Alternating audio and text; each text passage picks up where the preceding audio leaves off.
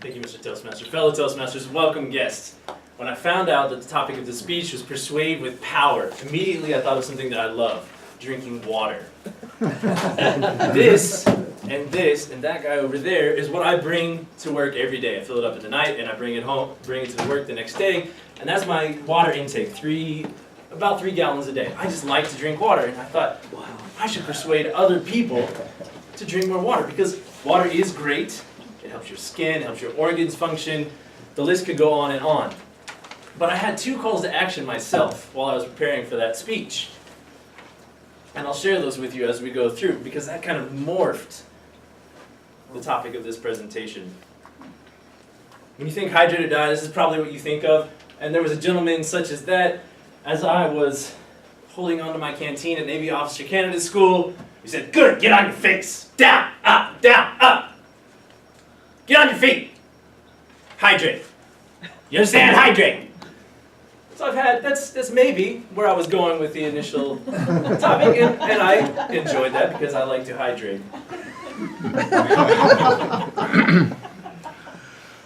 But today, you get that morphed topic where I'm going to give you the problem that I see, a scalable solution, and a call to action.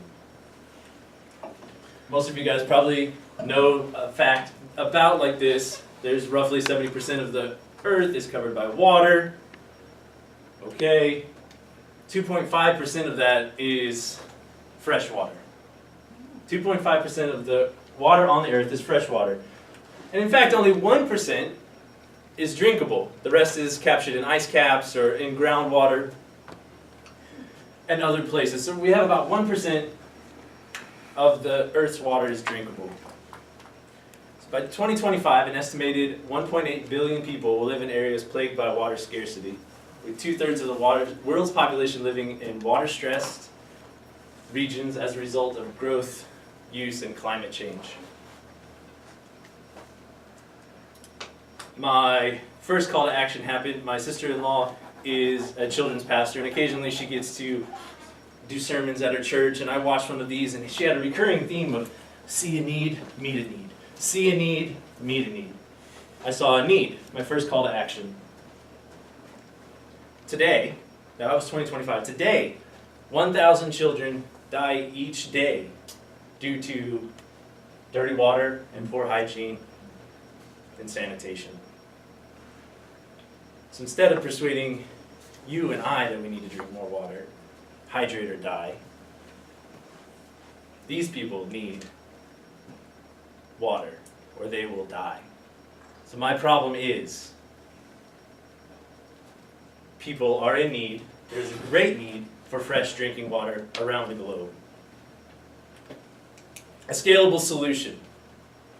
Most of us are about here. We had no idea of this topic, or we just don't think about it. It's not something that comes up in our day-to-day life. It didn't in mine until I received my 2 calls to action.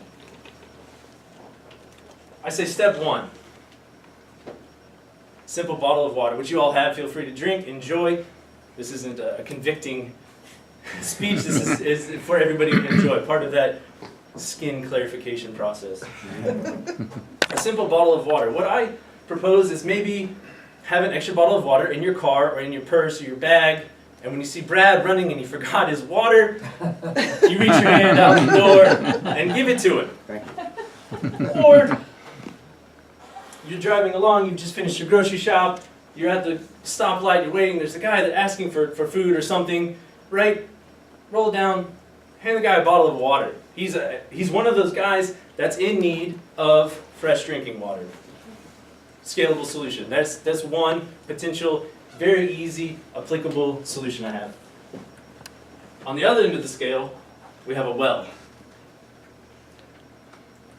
One well can provide 2,800 gallons of safe, life-sustaining water every day for over 300 people.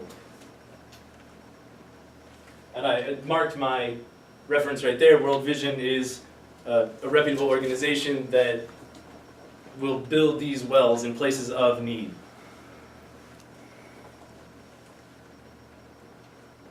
So I've given you the problem. I've given you a scalable solution.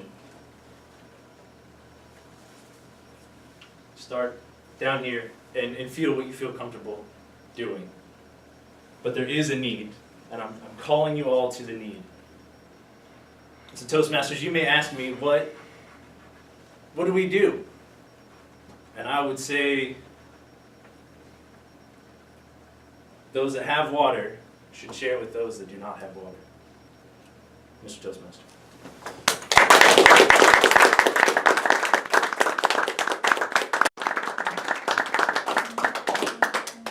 Thank you very much, Carl. Fellow Toastmasters, most welcome guests. In our meetings, we spend a lot of time talking about speech delivery. We talk about body language, gestures, voice variety. Today, we had a beautiful demonstration why we are doing it. An exemplary reminder that all this means, it's not something to deify. This is just means a vehicle to deliver a message. And I think that Joe has done a perfect job demonstrating it to us. I'm going to comment on three things. On the message itself, which was a huge lesson to me on how to craft and deliver a message. On the organization of the speech, and at the end, a little bit about the delivery, as I was asked by Joe before the meeting. The message, as I said, was just the best, the most exemplary one I have ever heard. It was crafted in many aspects, in a very unique way. It started with quite capturing a very straightforward title, Hydrate or Die. It was very well done, but it made me think, and don't we know that if we don't drink water, we would die eventually? Then Joe showed us something which captured our attention even more. These exercises, and he used his voice variety to demonstrate how he was reminded about the hydrate or die. I was going to write it in my minus column because it didn't seem to be very relevant to the message.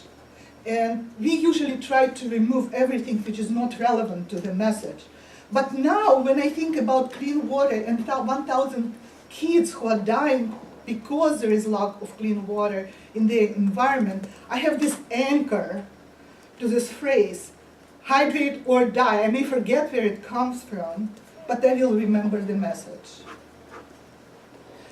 The speech itself was organized according to the Monroe principle, from grabbing the attention, presenting the need, presenting the satisfaction from the solution, and then with the call to action.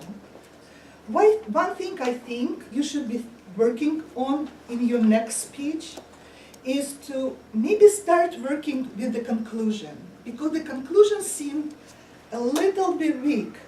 And the reason for it is that the message was so powerful, I wanted to do something right away.